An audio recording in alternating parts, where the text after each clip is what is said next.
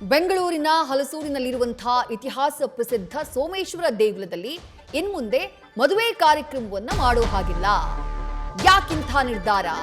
Divorce, ಅಕ್ರಮ ಸಂಬಂಧ, ಸುಳ್ಳು ದಾಖಲೆಯ ಎಫೆಕ್ಟ್ ಇದು. ವಿವಾಹದ ನಂತರ ವಿಚ್ಛೇದನ ಜಾಸ್ತಿ ಆಗ್ತಾ ಇದೆಯಂತೆ. ಇದರಿಂದ ಅರ್ಚಕರಿಗೆ ತೊಂದರೆ ಆಗ್ತಾ ಇದೆ. ಯಾವ ರೀತಿ ಅಂದ್ರೆ, ಮದುವೆ ಮಾಡಿಸಿದಂಥ ಅರ್ಚಕರು ಮದುವೆಯಂಥ ಪುಣ್ಯ ಕಾರ್ಯವನ್ನ ಮಾಡಿಸಿದ ತಪ್ಪಕ್ಕೆ ತಾವು ಕೋರ್ಟ್ ಮೆಟ್ಟಿಲೇರುವಂತಹ ಪರಿಸ್ಥಿತಿ. ಡಿವೋರ್ಸ್ ವಿಚಾರಕ್ಕೆ ಅರ್ಚಕರನ್ನ ಕೋರ್ಟ್ಗೆ ಸಾಕ್ಷಿ ಹೇಳೋ ಕರೆಯಲಾಗ್ತಾ ಇದೆ. ಆ ಕಾರಣಕ್ಕಾಗಿ ಇಂಥದ್ದೊಂದು ತೀರ್ಮಾನಕ್ಕೆ ಬರಲಾಗಿದೆ. ಇತಿಹಾಸ ಪ್ರಸಿದ್ಧ ಸೋಮೇಶ್ವರ ದೇಗುಲದಲ್ಲಿ ಇನ್ಮುಂದೆ ಮದುವೆ ಕಾರ್ಯಕ್ರಮಗಳನ್ನ ನಡೆಸೋದಿಲ್ಲ, ನಾವು ಅದಕ್ಕೆ ಅವಕಾಶವನ್ನ ಕೊಡುವುದಿಲ್ಲ ಅಂತ ಹೇಳಿ ದೇಗುಲದ ಆಡಳಿತ ಮಂಡಳಿ ನಿರ್ಧಾರವನ್ನ ಮಾಡಿದೆ. ಹಲಸೂರಿನಲ್ಲಿರುವಂತಹ ದೇಗುಲ ಇದು 16ನೇ ಶತಮಾನದ ದೇಗುಲ. ಬಹಳ ಸುಂದರವಾಗಿರುವಂತಹ ದೇಗುಲ, ದೊಡ್ಡದಾಗಿರುವಂತಹ ದೇಗುಲ. ಈ ದೇಗುಲದಲ್ಲಿ ಹಲವು ಪೂಜಾ ಕೈಂಕರ್ಯಗಳು, ಶುಭ ಕಾರ್ಯಗಳ ಜೊತೆಗೆ ಈ ಮದುವೆ ಕಾರ್ಯಕ್ರಮಗಳು ಕೂಡ ನಡೀತಾ ಇದ್ವು. ದೇಗುಲದಲ್ಲಿ ದೇವರ ಸನ್ನಿಧಾನದಲ್ಲಿ ಮದುವೆಯಾದ್ರೆ ಪುಣ್ಯ ಸಿಗತ್ತೆ, ಜೊತೆಯಾಗಿ ನಾವು ಬಾಳ್ತೀವಿ, ಒಳ್ಳೇದಾಗತ್ತೆ ಅನ್ನುವಂಥ ನಂಬಿಕೆಯಲ್ಲಿ ಜೋಡಿಗಳು ಇಲ್ಲಿ ಬಂದು ಮದುವೆ ಆಗ್ತಾ ಇದ್ವು. ಆದ್ರೆ ಇನ್ಮೇಲೆ ಇಲ್ಲಿ ಯಾವುದೇ ರೀತಿಯಾದಂತಹ ಮದುವೆ ಕಾರ್ಯಕ್ರಮಗಳಿಗೆ ಅವಕಾಶ ಇಲ್ಲ ಅಂತ ಹೇಳಿ ಸೋಮೇಶ್ವರ ದೇಗುಲದ ಆಡಳಿತ ಮಂಡಳಿ ಹೇಳಿದೆ. ಕಾರಣ ಏನು? ಮದುವೆಯಾದವರು ಡಿವೋರ್ಸ್ ಆಗ್ತಿದ್ದಾರೆ. ಆ ಡಿವೋರ್ಸ್ ಕೇಸ್ ಕೋರ್ಟಿಗೆ ಹೋಗ್ತಾ ಇದ್ದ ಹಾಗೆ ಅರ್ಚಕರನ್ನು ಕೋರ್ಟಿಗೆ ಬನ್ನಿ ಅಂತ ಕರೆಯಲಾಗ್ತಾ ಇದೆಯಂತೆ ಸಾಕ್ಷಿ ಹೇಳೋಕೆ.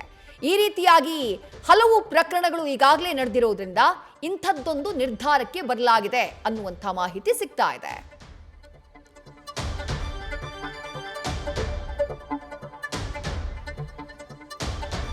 ದೇಗುಲಗಳಲ್ಲಿ ಮದುವೆಯಾಗೋದು ಸಾಮಾನ್ಯ. ಈಗಲೂ ಕೂಡ ಹಲವು ದೇವಸ್ಥಾನಗಳಲ್ಲಿ ದೇಗುಲದಲ್ಲಿ ಹೋಗಿ ಪ್ರೀತಿಸಿದವರು ಹೆಚ್ಚಾಗಿ ದೇಗುಲಗಳಲ್ಲಿ ಮದುವೆ ಆಗ್ತಾರೆ. ಇನ್ನು ಸರಳವಾಗಿ ಮದುವೆ ಮಾಡಿಸ್ಬೇಕು ತಮ್ಮ ಮಕ್ಕಳಿಗೆ ಅಂತ ಅಂದ್ಕೊಂಡವರು ದೇಗುಲಗಳಲ್ಲಿ ಹೋಗಿ ಮದುವೆ ಆಗ್ತಾರೆ. ಈ ಧರ್ಮಸ್ಥಳ, ಹೀಗೆ ಬೇರೆ ಬೇರೆ ದೇಗುಲಗಳಿದ್ದಾವೆ. ಅತಿ ಹೆಚ್ಚಿನ ಸಂಖ್ಯೆಯಲ್ಲಿ ಅಲ್ಲಿ ಹೋಗಿ ಮದುವೆ ಆಗುವಂತಹ ಪದ್ಧತಿ ಇದೆ.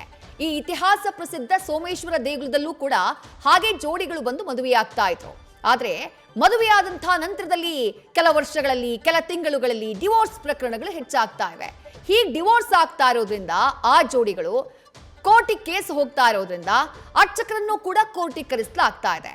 ದೇವ್ರ ಪೂಜೆ ಮಾಡುವಂತ ಅರ್ಚಕರು, ಪುಣ್ಯ ಕಾರ್ಯ ಆಗ್ಲಿ, ಶುಭ ಕಾರ್ಯ ಆಗ್ಲಿ ಅಂತ ಹೇಳಿ ಮದುವೆ ಮಾಡಿಸಿದಂತ ಅರ್ಚಕರು ಆನಂತರ ಮದುವೆ ಮಾಡಿಸಿದ ತಪ್ಪಿಗೆ ಕೋರ್ಟಿಗೆ ಅಲಿಯುವಂತ ಪರಿಸ್ಥಿತಿ. ಆ ಕಾರಣಕ್ಕಾಗಿನೇ ಇಂಥದ್ದೊಂದು ತೀರ್ಮಾನವನ್ನ ತೆಗೆದುಕೊಳ್ಳಲಾಗಿದೆ ಅನ್ನುವಂಥ ಮಾಹಿತಿ ಇದೆ.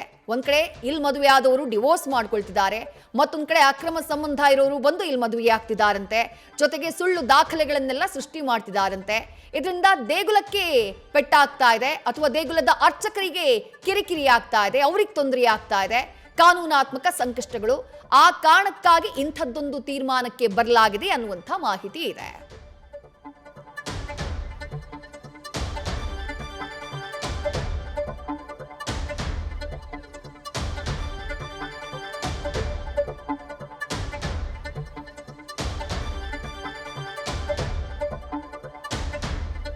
ಬೆಂಗಳೂರಿನ ಹಲಸೂರಿನಲ್ಲಿರುವಂತಹ ಈ ಸೋಮೇಶ್ವರ ದೇವಾಲಯ ಬಹುತೇಕರಿಗೆ ಗೊತ್ತೇ ಇರುತ್ತೆ. ಬಹಳ ಸುಂದರವಾಗಿರುವಂತಹ ದೇವಾಲಯ ಇದು. ಮುಖ್ಯ ದೇವರು ಇಲ್ಲಿ ಸೋಮೇಶ್ವರ. ಚಾಲುಕ್ಯರು, ಹೊಯ್ಸಳರ ಕಾಲದಲ್ಲಿ ಸ್ಥಾಪನೆಯಾಗಿರುವಂತಹ ದೇಗುಲ. ಆ ಕಾಲದ ಅವಶೇಷಗಳು ಇಲ್ಲಿದ್ದಾವೆ. ಜೊತೆಗೆ ವಿಜಯನಗರ ಕಾಲದಲ್ಲಿ ಇದು ಸಂಪೂರ್ಣಗೊಳ್ತು ಅನ್ನುವಂಥ ಮಾಹಿತಿ ಇದೆ. ಮೂಲ ದೇವಸ್ಥಾನವನ್ನ ಚಾಲುಕ್ಯರು ಅಥವಾ ಹೊಯ್ಸಳರು ನಿರ್ಮಾಣ ಮಾಡಿದ್ದಾರೆ ಅನ್ನುವಂಥ ನಂಬಿಕೆ ಇದೆ. ಅದಾದ ಬಳಿಕ ವಿಜಯನಗರ ಸಾಮ್ರಾಜ್ಯದ ರಾಜ ವೀರಬಲ್ಲಾಳ, ಆತನ ಕಾಲಘಟ್ಟದಲ್ಲಿ ಈ ದೇಗುಲ ವಿಸ್ತರಣೆಯಾಗುತ್ತೆ. ಬಹಳ ಸುಂದರವಾಗಿರುವಂತಹ ದೇಗುಲ. ಜೊತೆಗೆ ಸಾಕಷ್ಟು ಸಂಖ್ಯೆಯಲ್ಲಿ ಪ್ರತಿನಿತ್ಯ ಭಕ್ತಿ ಭಾವದಿಂದ ಇಲ್ಲಿಗೆ ಭಕ್ತರು ಆಗಮಿಸ್ತಾರೆ. ಹಲವು ಶುಭ ಕಾರ್ಯಗಳು ಈ ದೇಗುಲದಲ್ಲಿ ನೆರವೇರುತ್ತೆ. ಸೋಮೇಶ್ವರನ ಆಶೀರ್ವಾದವನ್ನ ಪಡ್ಕೊಂಡ್ರೆ ಕೈಗೊಂಡಂತಹ ಕಾರ್ಯಗಳು ನೆರವೇರುತ್ತೆ ಅನ್ನುವಂತಹ ನಂಬಿಕೆ ಭಕ್ತರದ್ದು. ಅದೇ ನಂಬಿಕೆಯಲ್ಲಿ ಬಂದು ಇಲ್ಲಿ ಮದುವೆಯೂ ಕೂಡ ಆಗ್ತಾ ಇದ್ರು. ಆದ್ರೆ ಮದುವೆಯಾದವರು ಡಿವೋರ್ಸ್ ತೆಗೆದುಕೊಳ್ತಾ ಇರೋದು, ಆ ಡಿವೋರ್ಸ್ನ ಕಾರಣಕ್ಕಾಗಿ ಅರ್ಚಕರು ಕೋರ್ಟ್ ಕಟಕಟೆ ಹತ್ತೋ ರೀತಿ ಆಗಿರೋದು, ಇದು ಅರ್ಚಕರಿಗೆ ಕಿರಿಕಿರಿ ಆಗಿದೆ, ಅರ್ಚಕರಿಗೆ ತೊಂದರೆಯನ್ನ ಉಂಟು ಮಾಡಿದೆ. ಆ ಕಾರಣಕ್ಕಾಗಿನೇ ಇನ್ನು ಮುಂದೆ ಸೋಮೇಶ್ವರ ದೇಗುಲದಲ್ಲಿ ಯಾವುದೇ ರೀತಿಯಾದಂತಹ ಮದುವೆ ಕಾರ್ಯಕ್ರಮಗಳಿಗೆ ಅವಕಾಶ ಇಲ್ಲ ಅನ್ನುವಂಥ ಆದೇಶವನ್ನ ಹೊರಡಿಸಲಾಗಿದೆ.